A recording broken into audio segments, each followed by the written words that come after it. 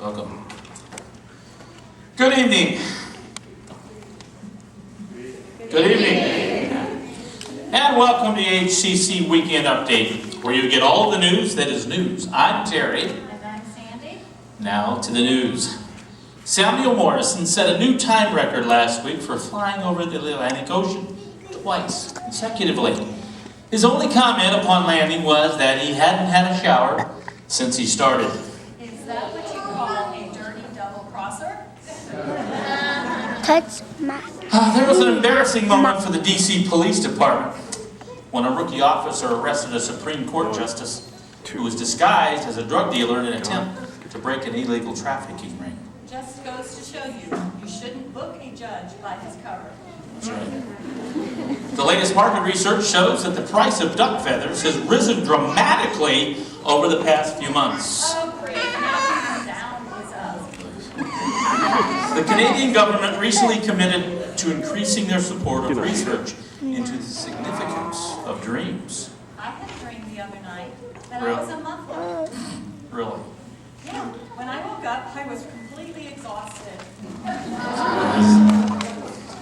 Last night, Heartland member Dan Jarvis was turned away from a fancy restaurant for not wearing a tie.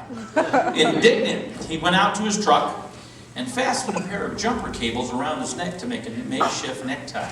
When he returned, the restaurant reluctantly allowed him to enter.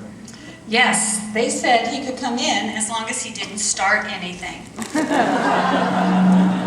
And in a similar story, after another losing effort by the Knights, a reporter commented to Coach Brad Jarvis, who happens to be the son of the truck driver in our previous story, that he hadn't tied the Windsor knot on his tie correctly. Mr. Jarvis became very irate at the reporter. That's right, he said in a rage, it doesn't matter if you win or not, it's how you play the game. And a ceremony was held today at the Wayne Center for the Arts to honor the visit of a girl guide troupe from Belgium. They are affectionately known as the Brussels Scouts. It's been reported that a local Smithville farmer has specified in his will that he wants to be buried in his vegetable garden. His tombstone will read, "Rest in peace." A recent report in Scientific America addressed the value of walking as an exercise. My aunt started walking 5 miles a day when she was 57. And She's now 82 and we have no idea where she is. now, in a scary moment, an Eskimo from Nunavut was rushed by plane to a hospital after sitting on an iceberg and fishing for 13 straight hours. Fortunately, it turned out he just had a bad case of Polaroids.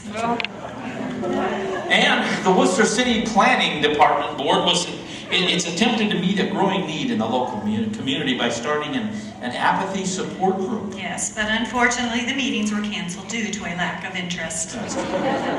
And in the medical field, an Orville resident claims to have discovered a new wonder drug. The only side effect is that when women take it, they feel that they're compelled to join a convent.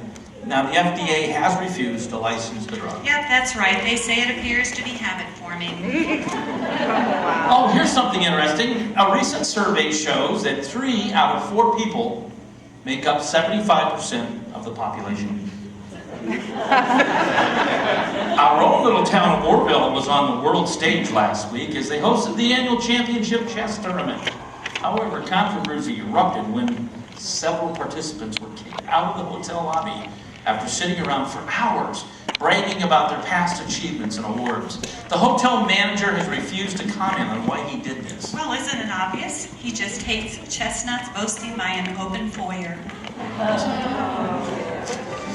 And University of Akron biologist Ronald Black was about to lose his annual grant last week, but he's been promised funding for at least 5 years after discovering a previously unknown garden pest thriving in his greenhouse. So, I suppose you could say he's discovered a new lice on leaf. Okay, something like that. All right. Tragedy almost struck today in downtown Worcester when Bill White was taking a tour of an optician's office and accidentally backed into lens grinding machine Fortunately, he was not seriously hurt. Yes, he just made a spectacle of himself. And in a bizarre coincidence, a butcher at Bueller's had a similar experience as he inadvertently backed into a meat grinder. Nothing much happened except he got a little behind in his orders. Yes. Now, you may recall a story we brought you last week about a man living in a 2-story grass hut on the outskirts of Downton. He's compiled the world's largest collection of toilets. Unfortunately, the flimsy grass hut couldn't support the weight of all those toilets. And yesterday, they came crashing through the floor, destroying most of his collection. It just goes to show you, people who live in grass houses shouldn't stow thrones. That's right. And a great lecturer at the OARDC avoided mayhem last night after the power went out in the middle of his speech. He simply asked everyone to raise their hands in the air. After the bewildered crowd complied, every light in the arena came back on. So it is true. Many hands make light work. That's true, okay. 11 tons of human hair was stolen from a dog factory in Holmes County this morning. Police are combing the area. The first nationwide janitorial convention got underway this weekend. Apparently they're calling for sweeping reforms. And Ron Smith from Fredericksburg demanded an explanation after being fired from his job at the local orange juice factory. Yeah, they said it was because he couldn't concentrate. Well, that's all the news that is the news. We want to thank you for watching the HCC Weekend Update. And please don't forget our sponsor, the Wayne County Bowling Federation. That's right. Get your kids off the streets and into the alleys. Good.